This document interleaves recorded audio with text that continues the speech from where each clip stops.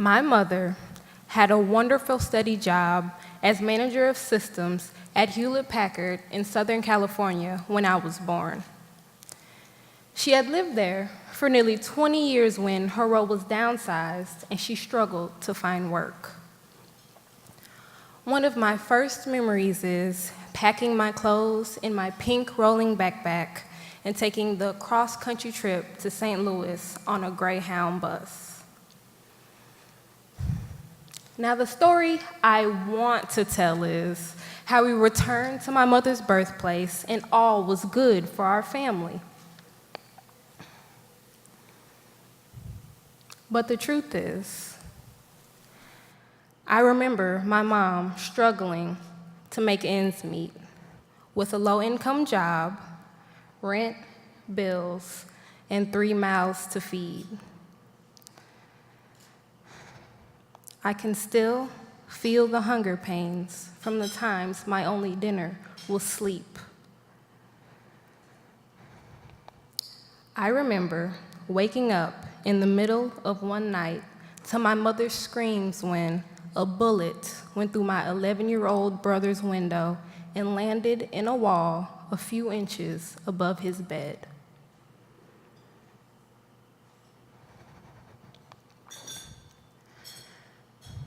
Throughout all of this, my mom made sure school was a top priority. My brother and I were fortunate enough to go to school in the county through the DSEG program. We were afforded a daily reprieve, albeit brief, from the pain and struggle that came with having nothing.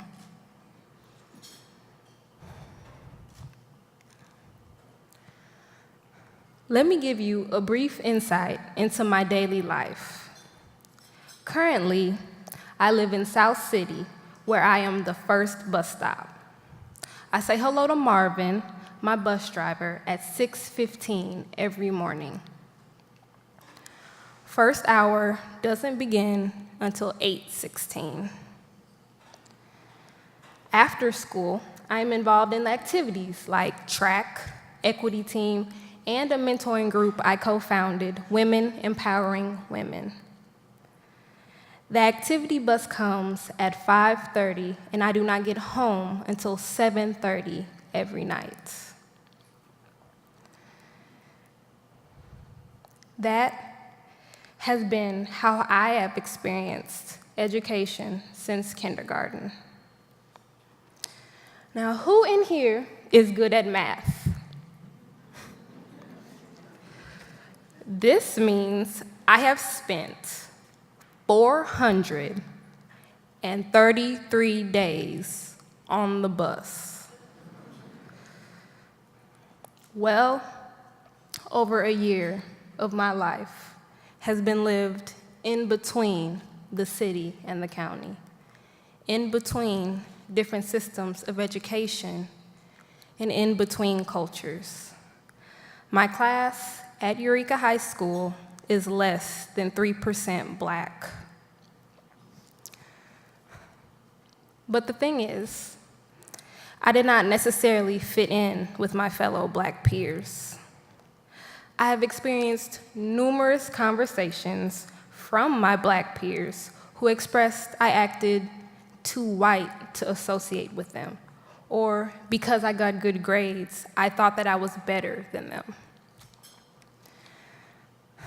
My experience with the predominantly white part of my school has not been 100% the greatest either. Unintended, subtle racism from well-meaning educators happens fairly consistently. There was even an incident where Black freshmen were told to sit in the back of the bus. So, I guess the best way to describe my relationship status with my education is that it's complicated. Some of the teachers and administrators there have recognized my talents and pushed me to take rigorous courses. Others have had my back and supported me to start a group where younger Black women would be able to process their experience. Our facilities are modern. My track coaches are phenomenal, and the education has been truly great. I know that I am prepared to succeed in college. This is what my mother hoped for when she enrolled my brother and I in the DSEG program. She saw it as a chance to flip the script on what our demographic labels say about my chances. Low income, person of color, first generation, housing unstable. My mom also encouraged me to enroll in something else, college bound. There were people like me in the program with a different set of labels. Smart, Black, ambitious, engaged. I was able to jump right into ACT prep, college research, and thinking critically about my next steps. Thank you, Mama. I love you.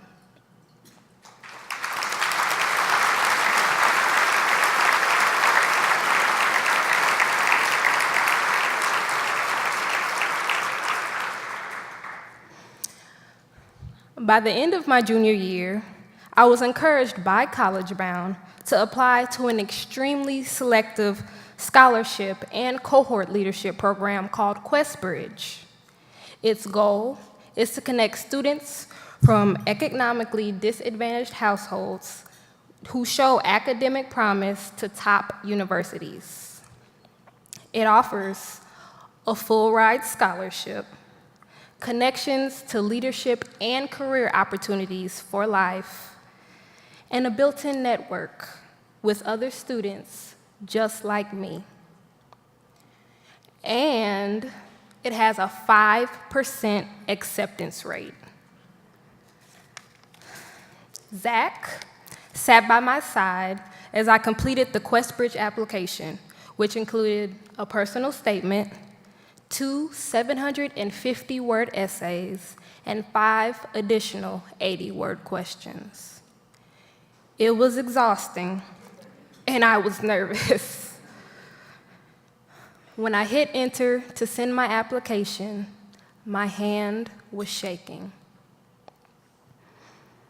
On December 1st, decision day, at around 2 p.m., while sitting in my computer class, I received a notification to check my QuestBridge application. There had been an update. I could not hide a feeling of dread. Maybe my essay wasn't clever enough. Maybe my 29 ACT was just under what they were looking for. Maybe I should have used more time on the bus crafting my words to prove that I was worth it. I opened my application.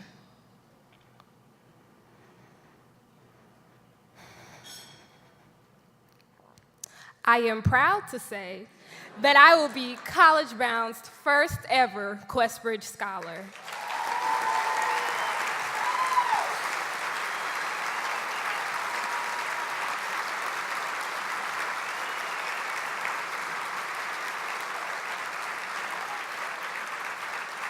Thank you. Tonight, I want to leave you with something. Being able to afford a great education at a top university should not be allowed to only a few. Going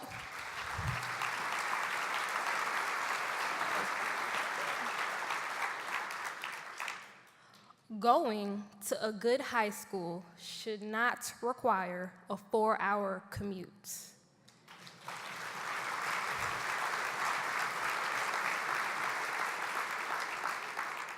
There are so many bright, talented, and driven students right here in St. Louis City that deserve a shot just as much as I do. Believe in them.